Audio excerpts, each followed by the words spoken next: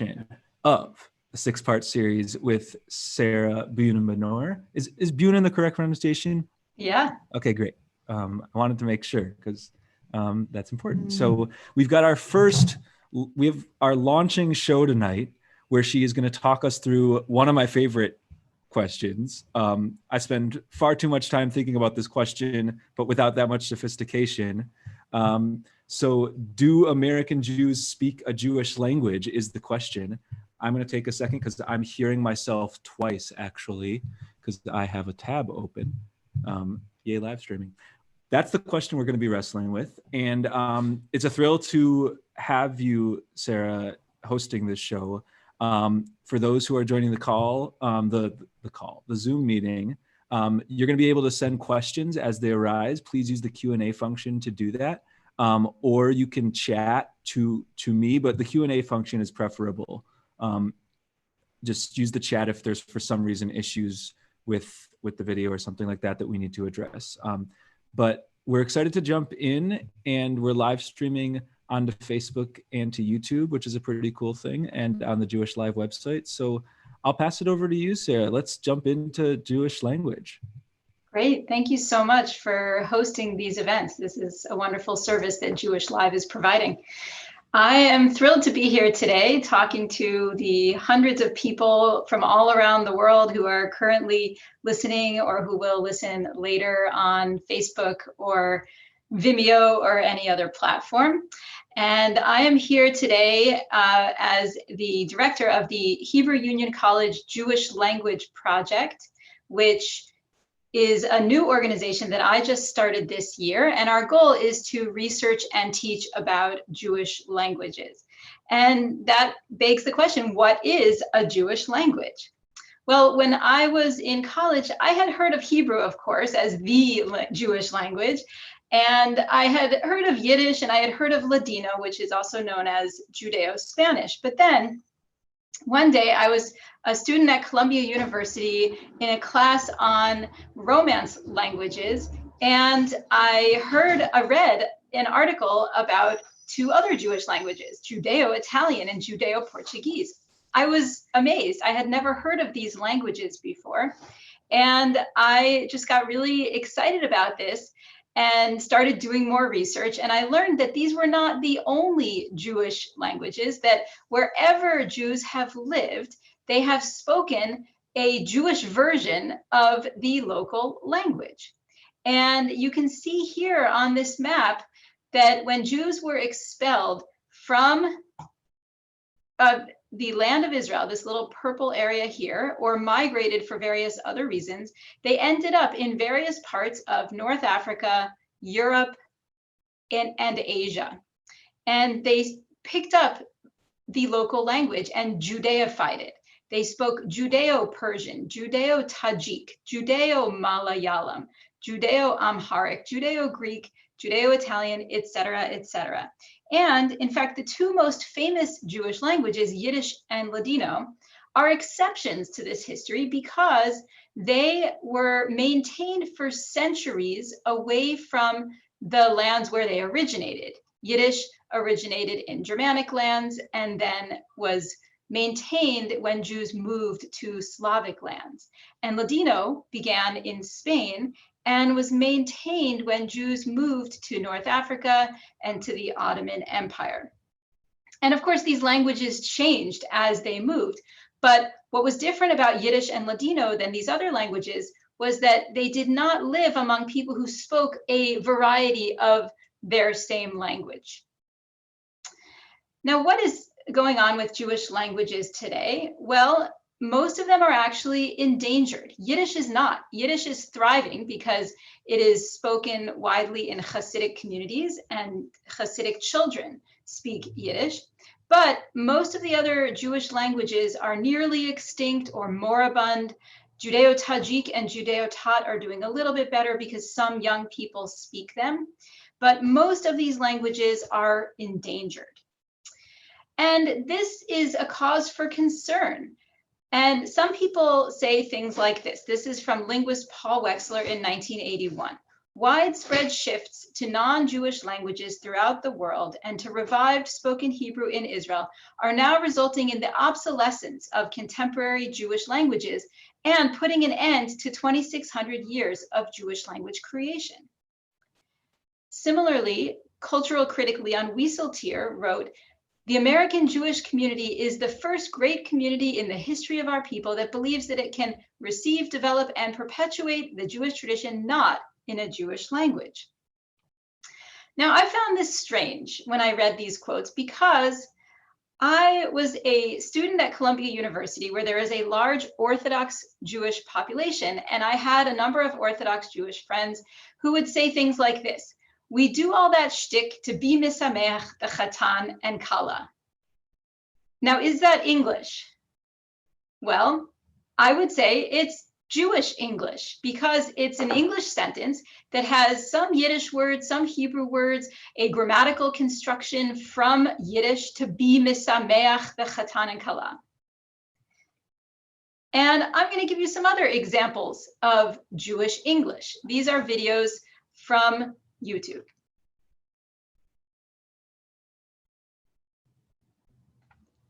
Actually, I'm not sure if you can hear that. I better make sure that you can We hear can't. that. Okay, I'm good. Yeah, I know how to fix cool. this.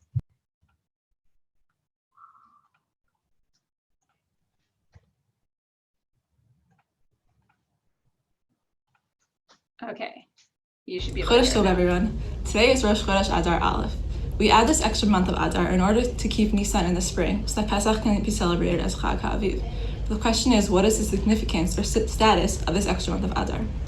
The Mishnah Megillah clearly states that Purim is always celebrated in Adar Bet, but we're still not really sure what to do with Adar Aleph.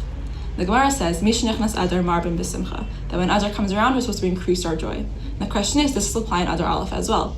It's a machloket, Rishonim, between the Tosfot, the Rosh, and the Ran. And the Ran does say that in Adar Aleph, we are meant to increase our joy. But with whatever opinion you go by, we still see that we're talking about a marbim b'simcha, an increasing of the joy. What is the status quo of simcha that we're supposed to have? Okay, you won't be able to hear the answer to that question unless you go and find that video on your own, but you see how she is speaking English with many words from Hebrew, influences from Yiddish, and distinctive pronunciations and intonations. Here's another example. I'm just going to turn up my volume a little bit so you can hear it better. And this is relevant to the time of year when this lecture is being recorded. This is a Pesach-themed comedy video. I said no chametz in the kitchen!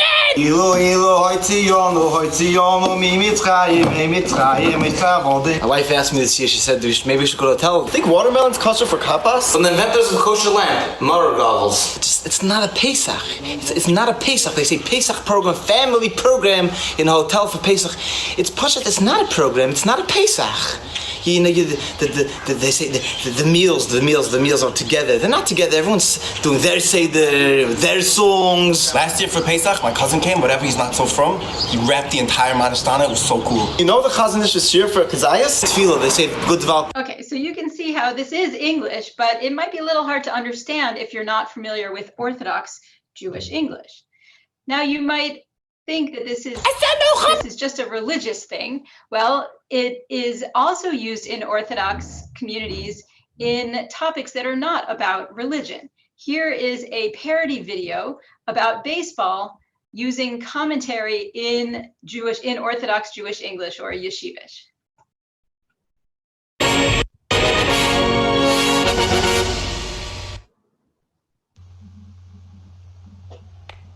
Oy vey. Oy vey. It's gone. Gershon Briss. Mechubed with the Akafa. And now the Bnei Malchus have the one-run lead. Now it seems that the Baruch Motto of the Yankees wants to look at the bat. They say, what do you have? Chaim Lefeire, they discuss in the Machlekes with Chaim Noi Chazon Ish in the sheer Zefes that wants to put on the bat. Yeah, it appears Chaim Noi, 5.7 tefach according to Chazon Ish. The 4.7 tefach in Lefeire seems to be what they're talking about. They're really hurting over it. Chaim the Pashtus, they're talking about whether to pass over Brissi Hakafa and call him a race. Lefeire, it's totally... Okay, now you see the captions here. Well, you still might not understand it if you're not familiar with Orthodox Jewish English. And in fact, some films use subtitles in dialogue that is in Orthodox Jewish English, where they translate the Hebrew and Yiddish phrases that are used within English sentences. For example, these are stills from Trembling Before God, a film from 2001 about Orthodox Jews. Now you might be saying, well, this is just an Orthodox thing and the rest of us just speak English. Well, that's kind of true. Most non-Orthodox Jews are able to speak English in a way where they are not seen as Orthodox, as Jewish. But you get sentences like this from a Reform rabbi. L'shem chinuch, I am leading a mock Seder tomorrow for our basic Judaism class. I am wondering if anyone out there has already created an essence of Haggadah that is more explanatory than halachic.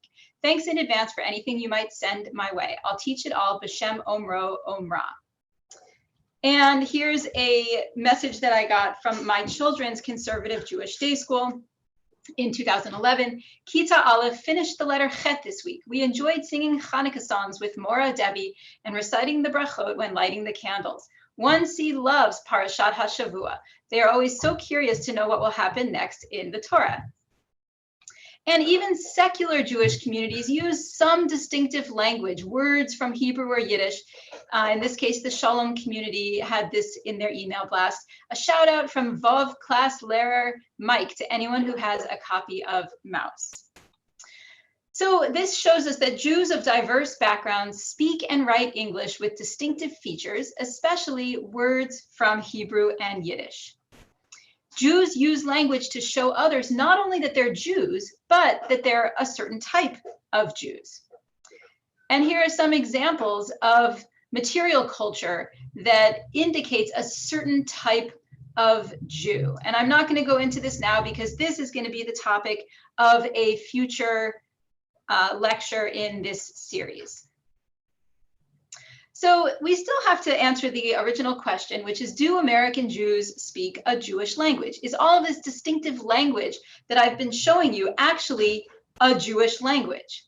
Well, it depends what you are defining as a Jewish language. And I would say that the common attributes of Jewish languages are these: has a non-Jewish base language, a Hebrew and Aramaic component, influences from a previous Jewish language, other distinctive features, and a Hebrew writing system. And we'll talk about to what extent Jewish English has each of these. So first, the non-Jewish base language. Yes, Yiddish has the base language of German, Ladino has the base language of Spanish, and Jewish English, obviously the base language is English. Most Jewish communities have a tradition of reciting or reading or studying full texts in Hebrew and Aramaic and translating those texts into their vernacular language and using loan words from Hebrew and Aramaic. And I'll give you examples of these. This is a translation of the Bible, the beginning of Bereshit, Genesis, into Judeo-Persian. So here you see the Hebrew, Bereshit bara, and then here you see Parsi, and then it's a Persian translation. And here is a 20th century Hebrew and Yiddish Bible. Again, you see Bereshit bara over here, the beginning of Genesis, and then here in Onheb hot got, but Bashafen, it's hard to read here, dem Himmel und die Erde. And so it continues the translation in Yiddish. Here's a Judeo-Arabic one that does it in a slightly different way. Here you have the first sentence in Hebrew, Bereshit bara, and then you have it in Aramaic, Bikadmin bara, and then you have it in Judeo-Arabic. And you see that all of these are written in Hebrew letters. We see the same for Jewish Neo-Aramaic, spoken in Kurdistan, in Iraq, Iran, and Turkey.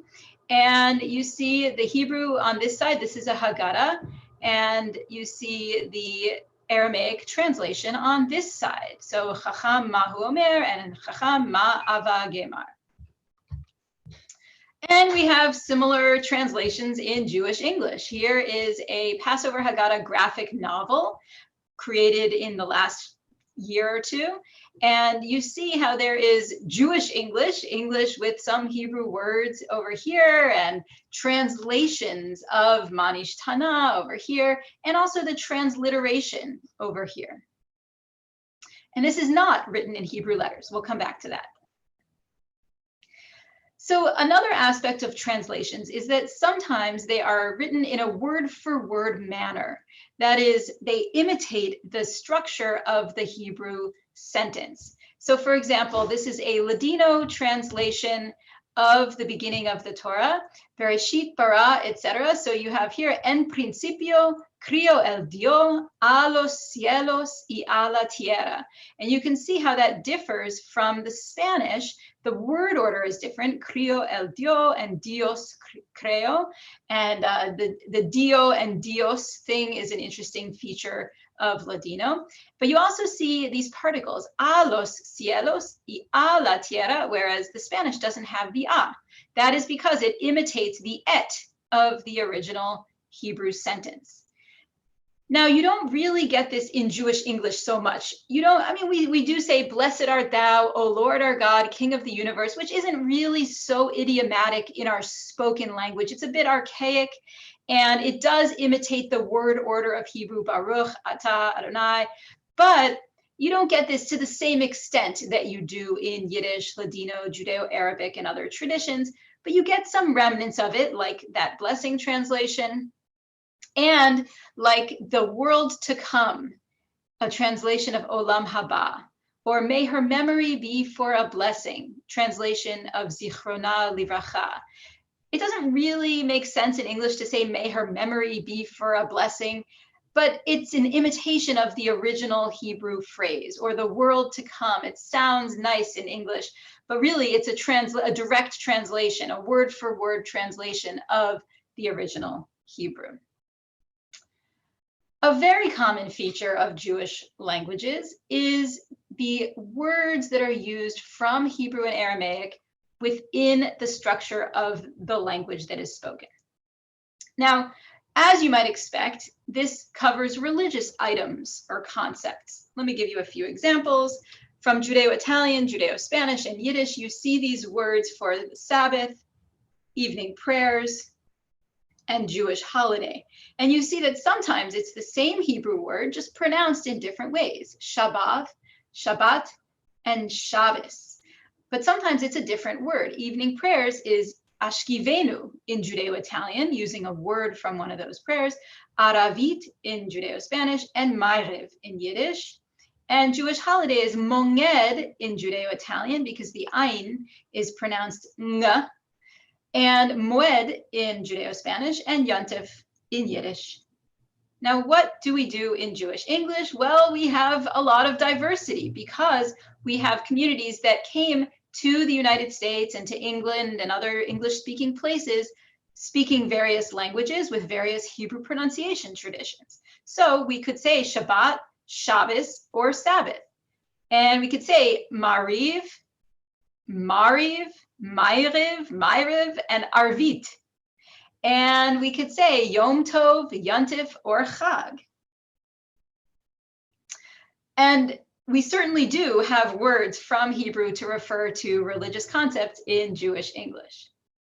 But sometimes the words are used in interesting ways. I'm giving you a few examples here of how they're used within sentences, like Il Masa B'ta Afikumen, the matzah of the Afikoman, and Minyan Kuti joined the quorum or had his bar mitzvah in Judeo-Malayalam in southern India. In Judeo-Italian, mezuzah means a mezuzah that is posted on the doorpost, but it also can mean metaphorically a beautiful woman because she's someone that one would want to kiss, at least the person who is saying that sentence. And Jewish English, we have similar metaphorical uses like a shehechianu moment. So the blessing, shehechianu, is a blessing that is said at a special occasion. And so if you say this is a shehechianu moment, it is a special occasion.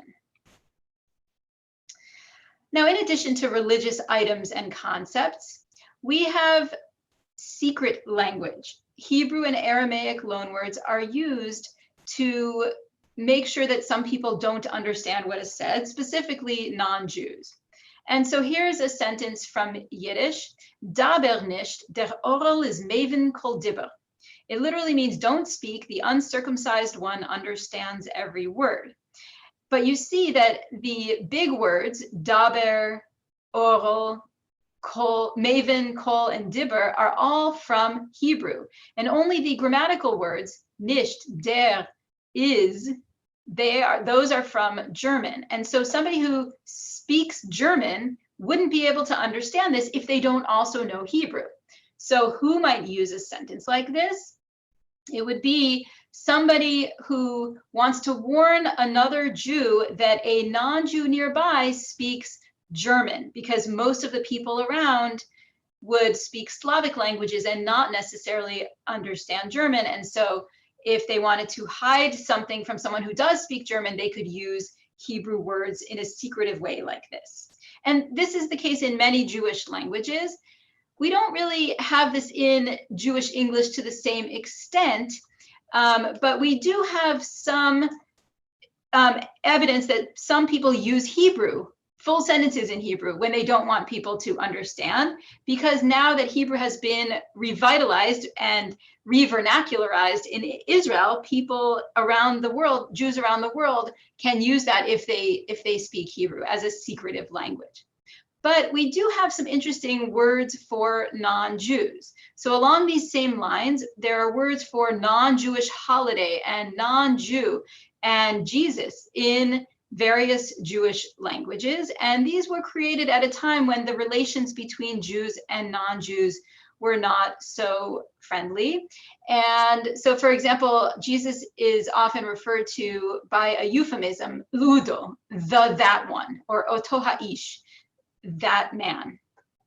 And Jewish English has this to some extent, but much less.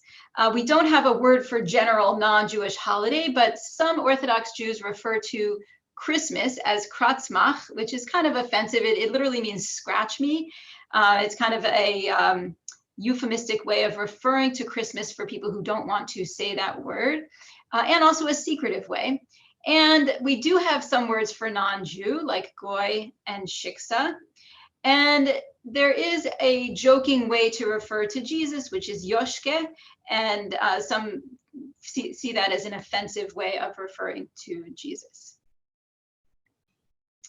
So we also have Hebrew and Aramaic words that are used for euphemism. For example, in Judeo-Greek, ruchoth means airs or also farts. Rimonim means pomegranates and also breasts. Tachath means under and also rear end. In Judeo-Arabic, bit kabud means house of honor, but also toilet. Maim qatanim means small water, but it also means urine. And beit chaim means house of life, literally, but it also means cemetery. And you see similar euphemisms in many Jewish languages. We have this to some extent. And also in Yiddish, we have a number of interesting examples. Ge'enaf nekovim means to go to the bathroom. Literally, it means to go to holes. From the blessing nekavim, that mentions how grateful we are to God that our holes all work properly. And nekovim ketanim is number one, and nekavim gedolim is number two. And my favorite, asher yotzer papir, something that we're all concerned about these days, not having enough toilet paper. Asher yotzer papir is from the blessing that is said after the toilet, the asher yatzar blessing. So we also have this to some extent in Jewish English. At some Jewish summer camps, they refer to their bathroom as the bik, or the beit hakiseh, the house of the chair.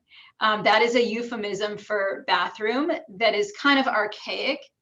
Another euphemism is saying that somebody was nifter, that they died, niftar. And then we also have some euphemisms that come not from Hebrew, but from Yiddish. Pish and kaki, for example.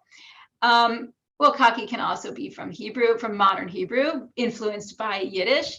And then influenced a modern Hebrew word, shilshul, for diarrhea. So we certainly have a lot of non-English words used by Jews as euphemisms, including some Hebrew words. You didn't expect to come to an academic lecture and hear about these bathroom functions, did you? Okay, then we also have Hebrew and Aramaic words that don't have real life reference, that don't fit into any of these categories. For example, in Judeo-German or Western Yiddish, bekitzer, meaning briefly or in some, tekef umiyad, immediately. Judeo-Arabic, afilu, even so, or vadai, of course. And we have a number of these in Jewish English. Are you going for the learning or stam for the social scene? Thursday night's not a good night, bichlal. If you're going, then kal v'chomer, I should go. Enough with the big ideas. Let's get down to tachlis. Now, these are all sentences that would be used by Jews who are engaged in Jewish communities. Another type of Hebrew influence in contemporary Jewish language is words from modern Hebrew, from Israel. And this hasn't been going on too long because Hebrew was only revernacularized in the last century or so. And so we have a number of words in Jewish English and contemporary Jewish Hungarian, Jewish Swedish, Jewish Latin American Spanish. Here are some examples from Jewish English. Some words like kippah, which does appear in the texts, in our textual Hebrew, but not in the same meaning as a skull cap. And kol hakavod, yofi. Kol hakavod means good job. Yofi means nice. Matzav, meaning the situation. Tiyul, meaning a hike. Shilshul, diarrhea, which I mentioned before. We also have influences from Israeli Hebrew in pronunciation. Like instead of saying Yom Kippur, saying Yom Kippur. Now that is not pronounced exactly as it is in modern Hebrew, but it is more similar in the structure of the syllables than it was in the Yiddish that first influenced Yom Kippur. And Sukkot rather than Sukkos, mitzvot rather than mitzvahs. We also have a click from modern Hebrew, like this. We were walking around and it doesn't matter. Did you hear that click over Zoom? So that is an influence from modern Hebrew where that click is used alongside a different click, which is the no click. It's like this. Do you want to buy this?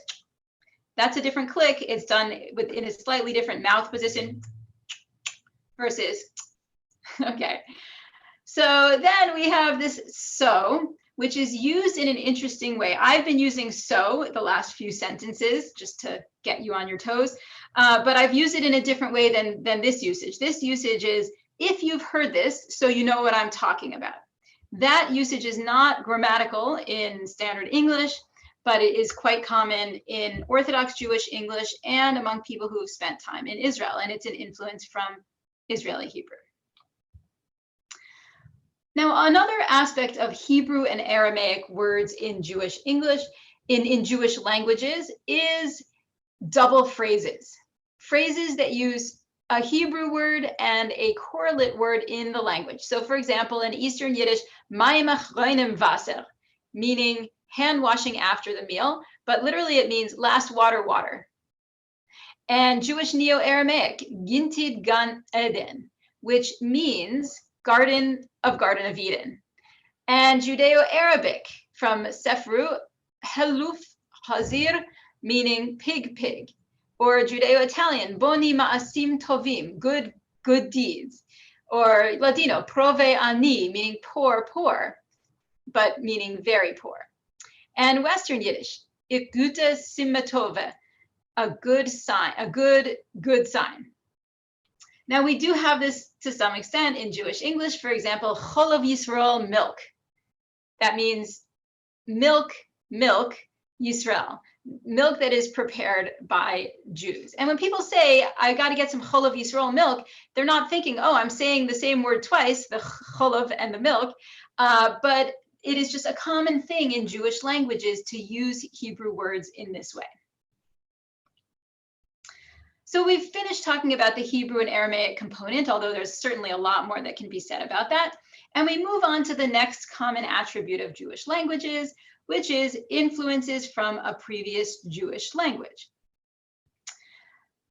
In Ladino, some of the previous Jewish languages are Judeo-Arabic and Judeo-Greek. For example, the way you say Sunday in Spanish is domingo, but that means the Lord. And so Jews felt uncomfortable saying the Lord's Day for Sunday because that's not the Sabbath in Jewish life. So instead they used a word from Arabic or Judeo-Arabic that was spoken by the ancestors of those who learned Spanish.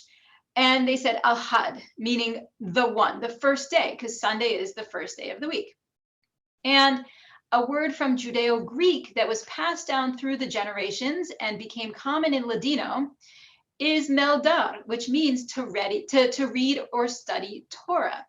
And in fact, this word is still used in Jewish English today among people with Ladino-speaking ancestors, especially in the Sephardic community in Seattle, where meldado means yortzeit. It means the anniversary of someone's death, because it is an occasion for gathering to read, to study Torah. In Yiddish, the previous Jewish language, the language that was spoken by the ancestors of those who eventually learned the Germanic language of Yiddish, is Judeo-Romance, and especially Judeo-Italian and Judeo-French.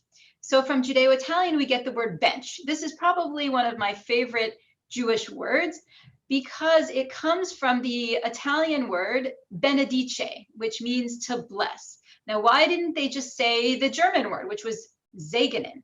Because it also meant to make the sign, as in make the sign of the cross. And Jews didn't feel comfortable using this word for bless. And so instead, they used the word that was used by some of their great-grandparents or grandparents, benedice, and then it eventually became bench. And of course, we still use this in Jewish English today to mean bless or say grace after meals. And another word from Judeo-Romance, in this case, likely Judeo-French, is cholent, which comes from the French chalent, which means to heat, like related to the word caliente. And that is the word for the warm Sabbath meal. It's warmed over a long period of time. And there are many words in Jewish languages for the warm Sabbath meal that mean something like warm, like chamin in Judeo-Arabic.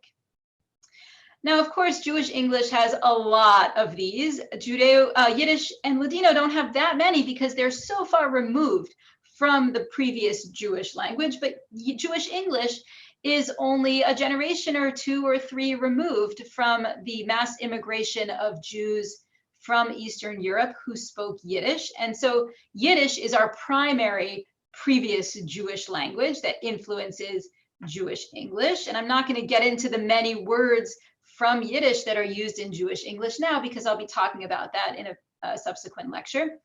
But we also have other previous Jewish languages. I mentioned Ladino, that was spoken by some immigrants to communities, especially in Seattle, Los Angeles, New York, etc.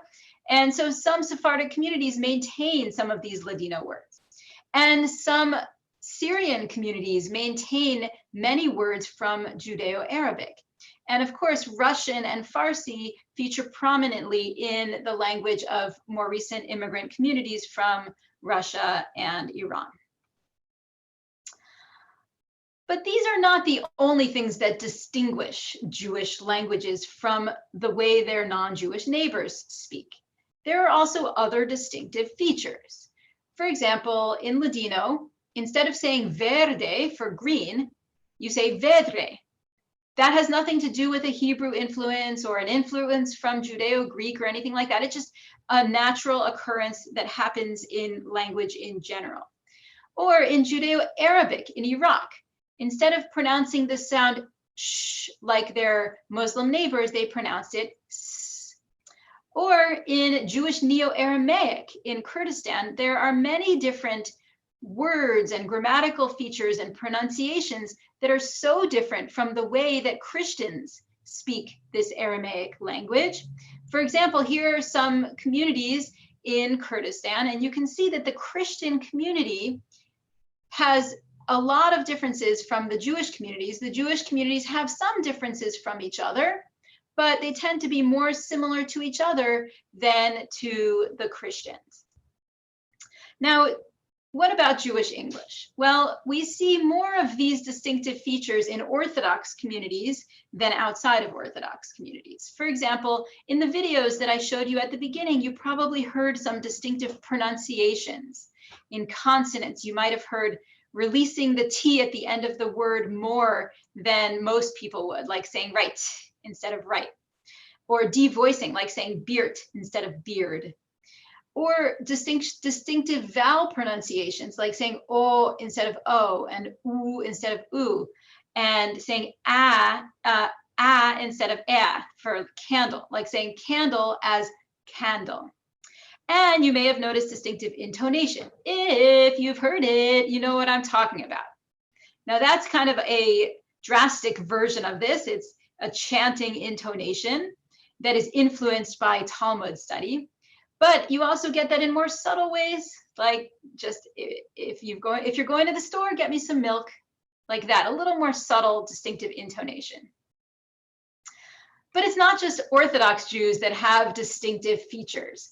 I did a survey in 2008, which I'll be talking about in a subsequent lecture, and I found that Jews who were not from New York were more likely than non-Jews who were not from New York to report having New York pronunciations. Like, for example, I say orange and Florida and horrible, and my kids make fun of me for it. And I'm not even from New York. I didn't grow up in New York, but my parents did. So I think that had an influence. Well, my parents didn't totally grow up in New York. They moved to LA, but anyway. So that certainly influenced my pronunciation, but I don't think it was just because my parents were from New York. I think it has become a Jewish feature that a lot of Jews around the country use New York pronunciations because of the prominence of New York in our historical trajectory. Another feature common among Jews of many backgrounds is overlapping. Now, you might have heard people saying that Jews interrupt. And I would say we don't interrupt, we overlap.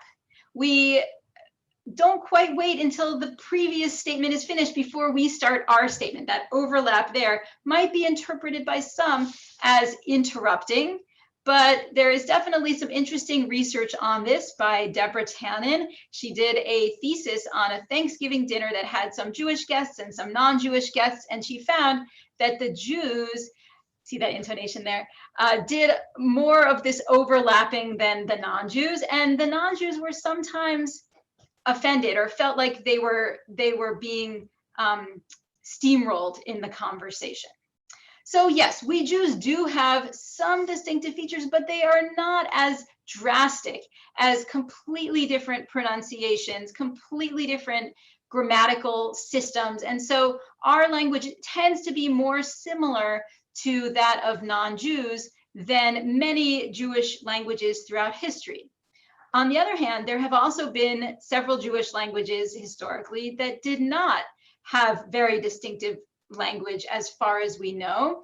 For example, Judeo-Persian and Judeo-French in the Middle Ages, the historical records that we have of these languages indicate that Jews were speaking quite similarly to non-Jews, although we don't have recordings, so we won't know for sure. Now, the final feature of Jewish languages that I want to talk about is the Hebrew writing system.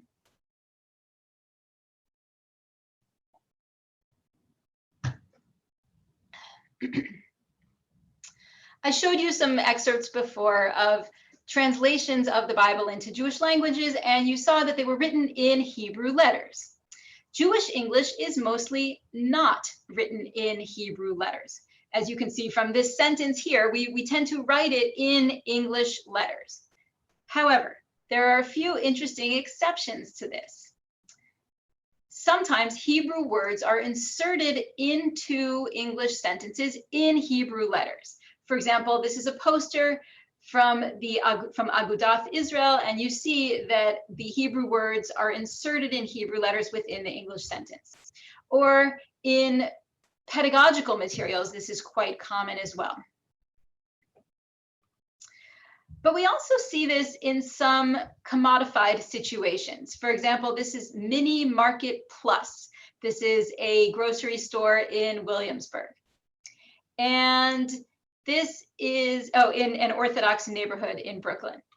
And we also see this on some products. For example, this says pancake mix in Hebrew letters. And then it has Hebrew instructions and information on there as well. And we also see this in Bedikas Chometz Set, written in English letters, and Bedikas Chometz Set, written in Hebrew letters with Yiddish spelling conventions. This one has modern Hebrew spelling conventions. And this goes back many decades. We see a lot of this in the early and mid 20th century in Yiddish publications, where advertisements often had English words written in Hebrew letters in Yiddish spelling conventions. So this one is Planters High Het Peanut Oil. And then in Yiddish down below, it says Kosher LePesach Gesund ganz Jahr. Kosher for Passover and healthy the entire year. And then it says ways to better Passover meals, Oifanim verbessere Pesach Meicholim.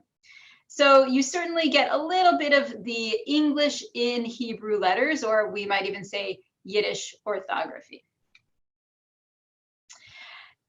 And here's some more exceptions. Some Jewish nonprofit organizations use Hebrew letters to write their names or the names of a program, like this one is Jewlicious, and this one says Green Team. These are English words written in Hebrew letters, but note, they're only done in symbolic ways. Most of the correspondence from these organizations is written in English letters. Or here's some other examples that I found at Jewish summer camps. This one says Umbrella. It's a location at camp that's called the Umbrella. And this one I think was probably just tongue-in-cheek. Let us all say Amen. This one was from Masad, Manitoba, and this one was from Ramah Poconos. And we certainly get this in political buttons and bumper stickers. This one says Trump in Hebrew letters, and this one says Joe Biden in Hebrew letters, although it's kind of strange. It really should be a little chick-chock instead of a yud. Right now it says Giu Biden.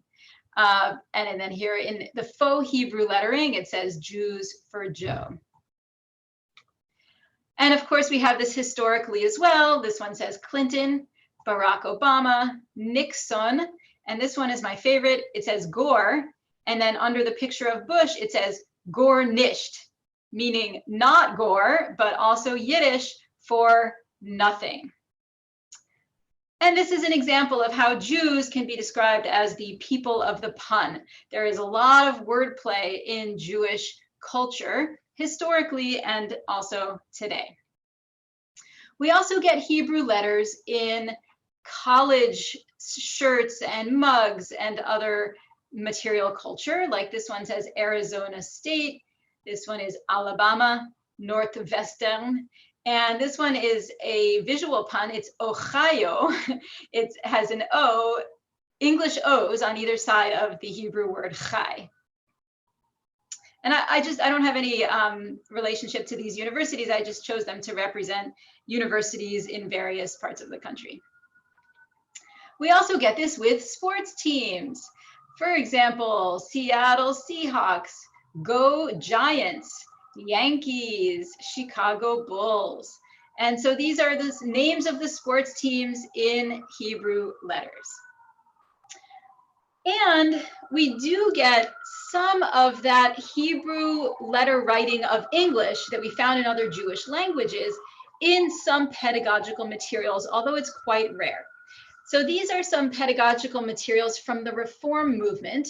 The one on the right of the screen is from the mid-20th century, from the 50s, before the Reform movement switched over to modern Hebrew pronunciation. And this was a textbook that attempted to teach Hebrew reading for liturgical purposes using English words. So it's called Rocket to Mars, and it's about Audrey and Mark going to Mars, and they start to speak Mars language, which is this. Let's begin. Audrey spoke this. Notice they can't do this in Hebrew letters because there's no the sound. This rocket ship is beginning to make real speed. Yes, indeed, Mark said. Soon it will be coming into the rocket station on moon number 2. Okay, so you see that this would be a fun way for kids to learn how to read Hebrew. Now, this method didn't last.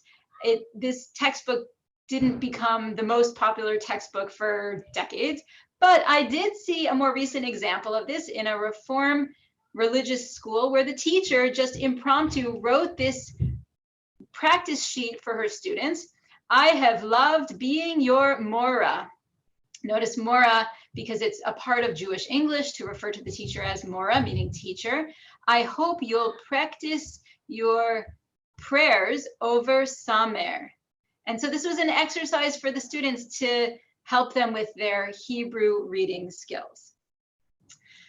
Now, why is Jewish English mostly written in English letters? Well, two major reasons. One is because of Jews' greater integration into society than many Jewish communities of the past, but also, and I think this is probably the most important reason, because of higher general literacy rates, that Jews in America today and around the world today tend to be literate in the local language because most people are literate in the local language in the industrialized world. And this has not been the case historically. In the times when most Jewish languages were codified, their writing systems in the Middle Ages and early modern period, most people were not literate in Arabic or Spanish or German. And so Jews also mostly were not literate, but those who were learned in Jewish school systems and learned with Hebrew alphabets. And so when Jews today learn to write English, they learn it in their public or private schools in English letters. So it's really not that surprising that Jews do not write English in Hebrew letters, with those few exceptions that I mentioned. Now, some people say that because contemporary Jews don't write their languages in Hebrew letters, their languages don't count as Jewish languages. And they say that Jewish English is not as distinct as Yiddish and Ladino, and therefore it doesn't count as a Jewish language.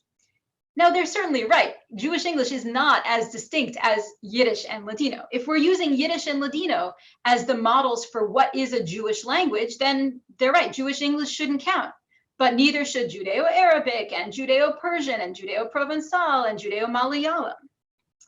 So I propose a new understanding of Jewish languages. I say that Yiddish and Ladino are actually exceptions in Jewish linguistic history because most Jewish communities have spoken a language that's somewhat similar to the language around them.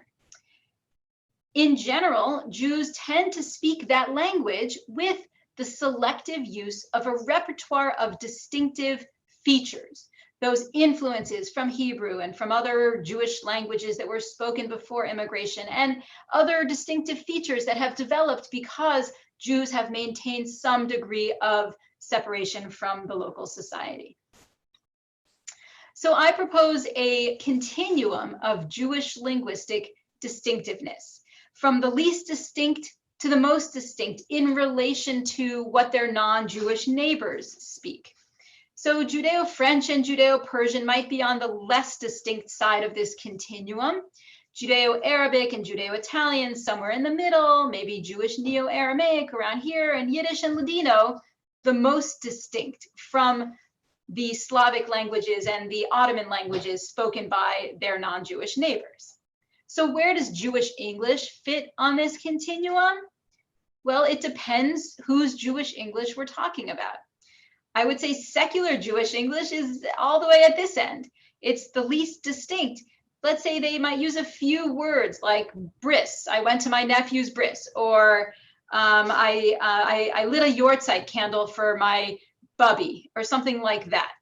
And then religious non-Orthodox Jews would use some Hebrew and Yiddish words and maybe some overlapping, but they probably wouldn't be that distinct. Orthodox Jewish English, as you saw from the videos I showed you, is quite distinct. And then Hasidic Yiddish is all the way on this end, because of course there are many Jews in America and England and other English-speaking countries who do not speak English as their primary language and instead speak Yiddish.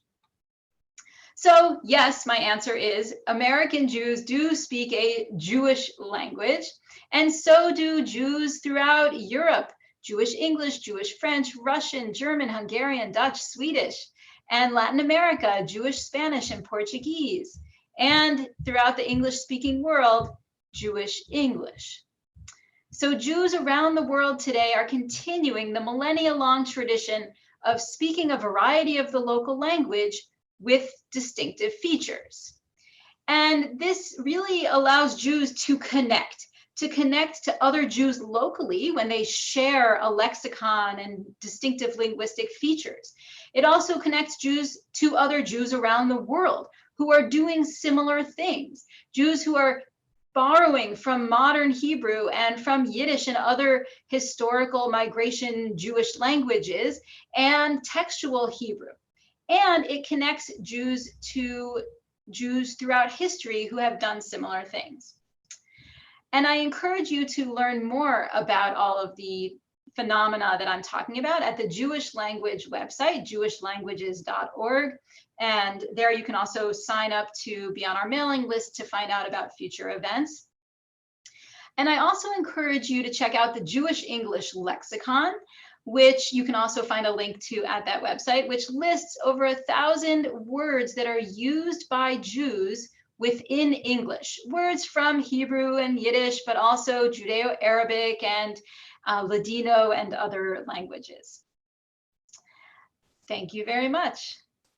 I'm going to be open now to questions. Wow. Okay. Thank you so much. We are going to do some questions, but before we do, I just want to say I've been in a lot of Zoom rooms lately, working for this project, Jewish Live. That was just such a beautiful presentation and so smoothly given, and right from the videos at the top, which is not an easy thing to do, to share videos properly with the sound and all that. Like, this is gorgeous and I'm learning so much. So I am going to jump to some of the questions. I want to start with one that's actually very short and sweet.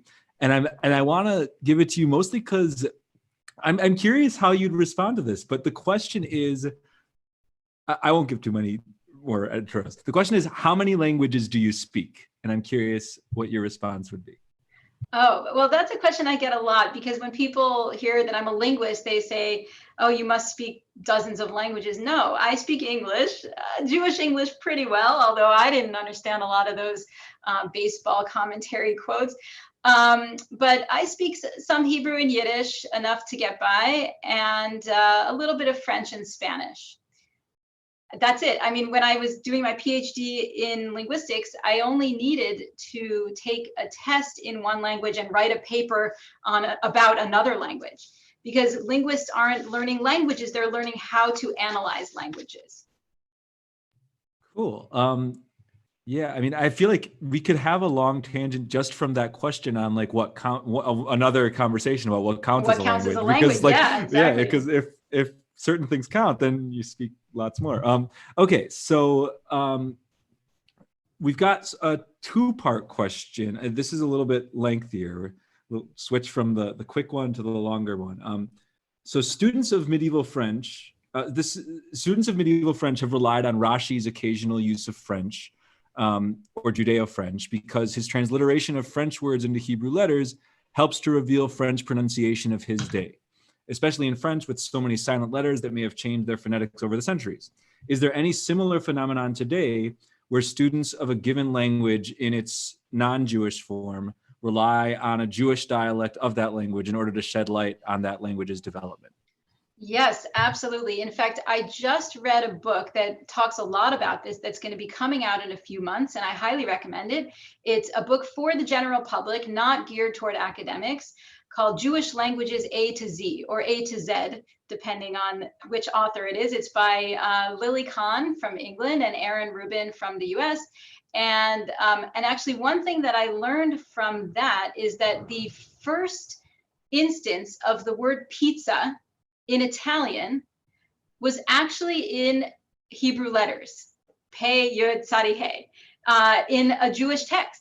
And that is very relevant for today, the end of Passover, where we're all munching on pizza and excited to be eating chametz again.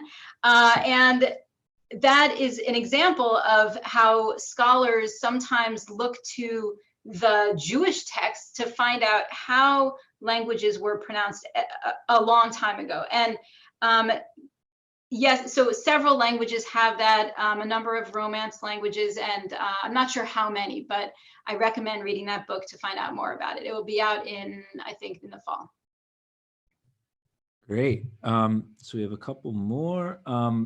Oh, there's really good ones. And for the questions we don't get to, folks, I will save them and send and make sure that Sarah has them. And to the extent you're able, maybe you can address those in the future or something. But so one great question. This was asked about 10 minutes ago, so it was in the context of what you were saying then. I'm trying to capture, but is this, and this is not totally clear to me, but is this limited to diaspora communities which are large and self-confident? I think this is talking about the extent. No, yeah, I see that that person wrote in the chat also that it has to do with the t-shirts and campaign buttons. Oh, cool. So yeah, okay. so yeah, so I would say I don't know. I don't know if Jews in England and New Zealand have campaign buttons and t-shirts like that. It's a great question, and I would love to know from people who live in those places. But certainly Jews in those countries do speak Jewish English. And in fact, on the Jewish English lexicon, we have a function where you can sort by location. And most of the words that are on there are listed as just used in North America because that's the data that I have on them. And I rely on people from England, South Africa, Australia, and New Zealand to let me know if words are used in those locations. And I'm always looking for people from those countries to provide more entries. And I've learned so many things from entries that people contribute. Like, for example, the word kitke means challah in South Africa.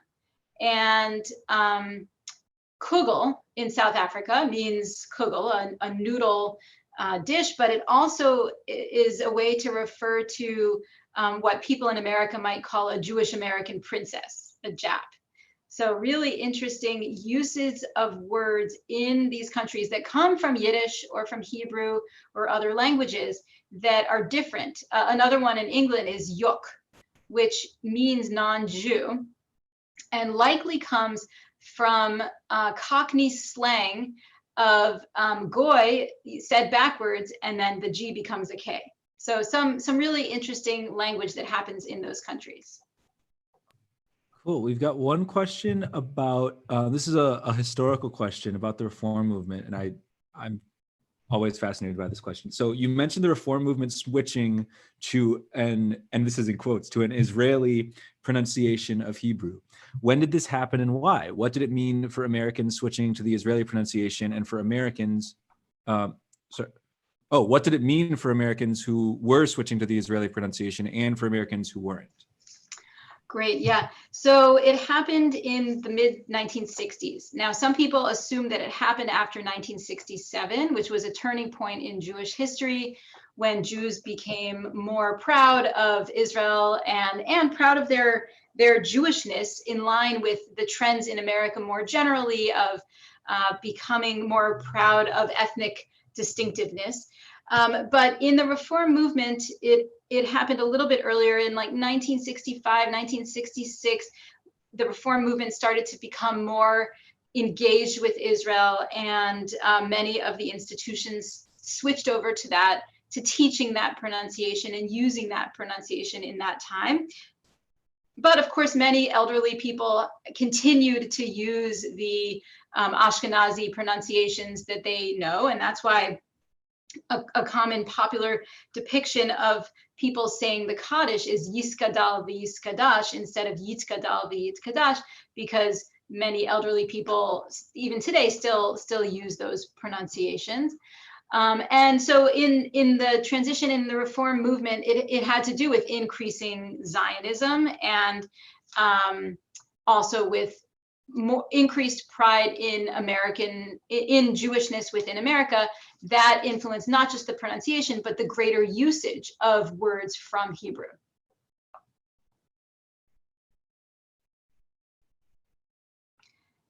Okay, I think Sorry, yeah. I was just, I had the Q&A open and that got in the way of the mute button. Okay, so we've got time for just, I think, one more, unfortunately, and I will send you the ones that we don't quite get to. And this is, how does Jewish English in the US compare to the languages of other, and I'm going to add to the languages or dialects or any of those kinds of terms of other ethnic or immigrant groups? Yeah, great. Well, the way that immigrant groups in America speak usually only last for a generation or two. After 2 generations, usually you don't really have a distinctive way of speaking Polish English or German English, although there are some exceptions, the media depictions of Italian Americans speaking in a distinctive way, right?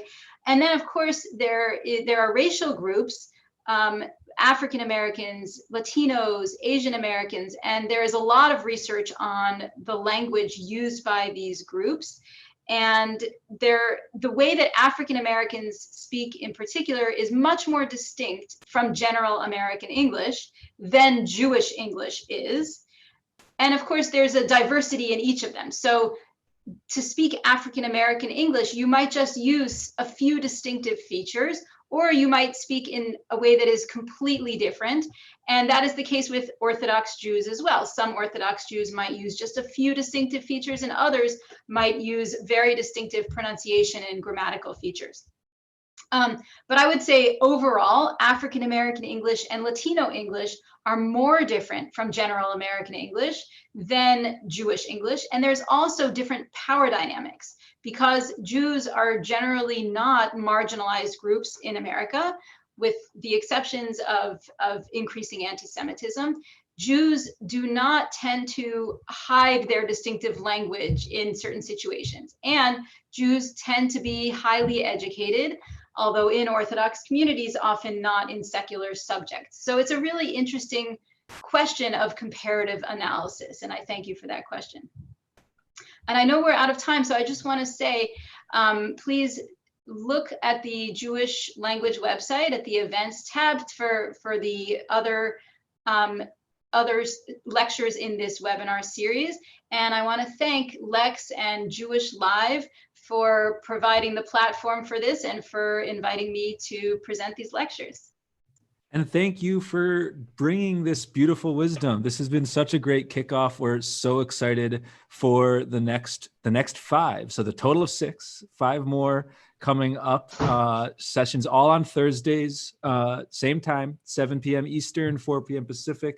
Fill it in, 5 Mountain, 6 Central, all the time zones. If there's Israelis on here, a bunch of hours into the AM. Thank you so much. Thank you all of you out there viewing. There were a couple of questions about why you can't see everybody. Unfortunately, we can't have all of our programming in meeting format where you can see everybody for a variety of security reasons and otherwise. I just wanted to explain why that was, but we really appreciate you coming and interacting with questions and all of that. Please share that this is happening with your friends.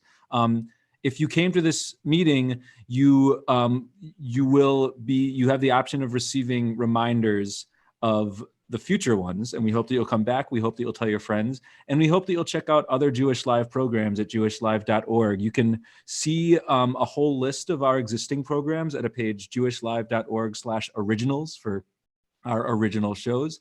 This will soon be up there. Because this was the first episode, it's not there yet. But this episode will be up there very soon, and future episodes will also be housed there in case you miss one.